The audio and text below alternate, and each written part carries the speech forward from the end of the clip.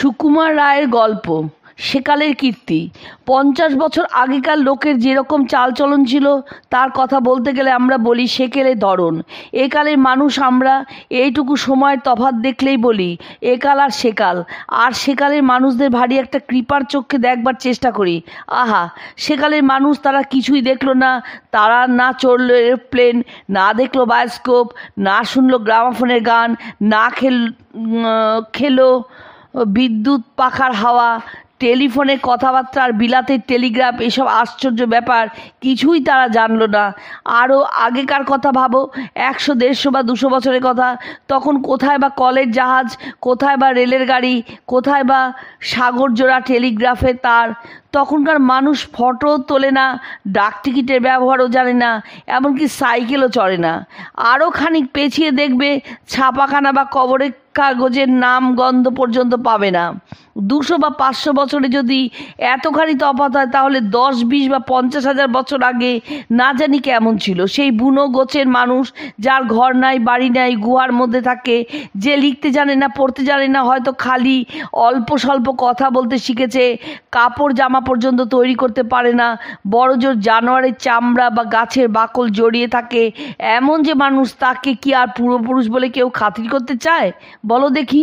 কিন্তু যখন ভেবে দেখি যে ওই রকম বেচারা মানুষ গাছ পাথর ছাড়া কোনো অস্ত্র যার সম্বল নেই, সে কি করে সেই সময়কার বড় বড় দুর্দান্ত জন্তুগুলোকে ঠেকিয়ে রাখলো, তখন ভারী আশ্চর্য বোধ হয়।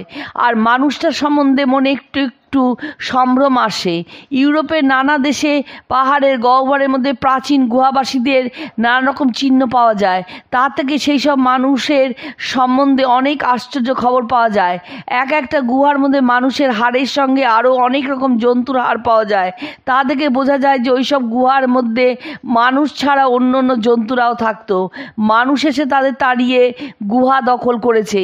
আবার অনেক সময় হয়তো এমনও হয়েছে যে তাদেরই অত্যাচার মানুষকে গুহা ছেড়ে পালাতে হয়েছে। সেকালের গুহা ভল্লুক, খড়গদন্ত বাঘ, লোমশ গন্ডার, মহাশৃঙ্গী হরিণ, অতিকায় হস্তি, এরাই ছিল মানুষের প্রধান সঙ্গী, শিকার ও শত্রু। পণ্ডিতেরা গুহার ভিত খুঁড়ে স্তরের পর স্তর মাটি পরীক্ষা করে দেখেছেন। এক এক স্তরের এক এক রকম ইতিহাস। খুঁড়তে খুঁড়তে কোথাও হয়তো দেখবে এক জায়গায় খালি গন্ডারের হাড়, তার নিচের স্তরে মানুষের তৈরি অস্ত্রশস্ত্রের চিহ্ন, অর্থাৎ সেখানে আগে মানুষ ছিল, তারপর তারা গন্ডারের অত্যাচারে পালিয়েছে।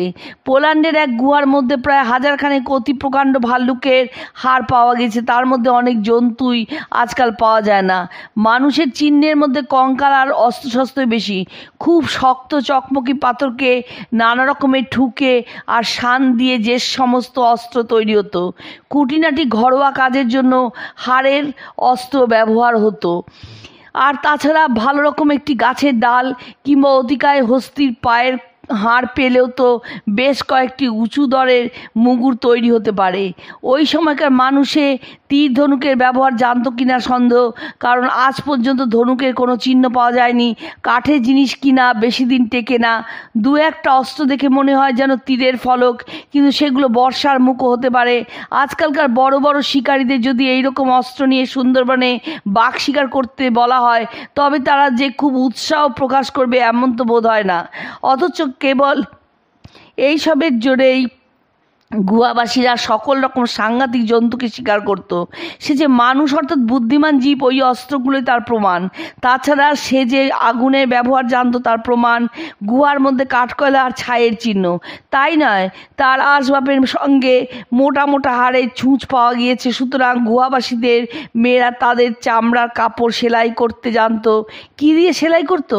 বোধহয় চামড়ার কিংবা তাঁতের ফিতে, না হয় গাছের তন্তু দিয়ে, কে জানে। হয়তো তাদের মধ্যেও নানা রকম বাহার দেওয়া পোশাকের ফ্যাশন ছিল। কিন্তু তাদের সব চাইতে বড় কীর্তি হচ্ছে এই যে তারা ছবি আঁকতে পারত। সেগুলো হচ্ছে পৃথিবীর আদিম ছবি, গুহার দেওয়ালের উপর লাল মাটি আর ভূষাকালি দিয়ে আঁকা, মাঝে মাঝে 2-1টা মাটির মূর্তি আর হাড়ে পাথরে বা হাতির দাঁতের উপর নানা রকম চেহারা নকশা। প্রায় সমস্তই জানোয়ারের ছবি, হরিণ, ঘোড়া, বাইসন, হাতি, এইসব।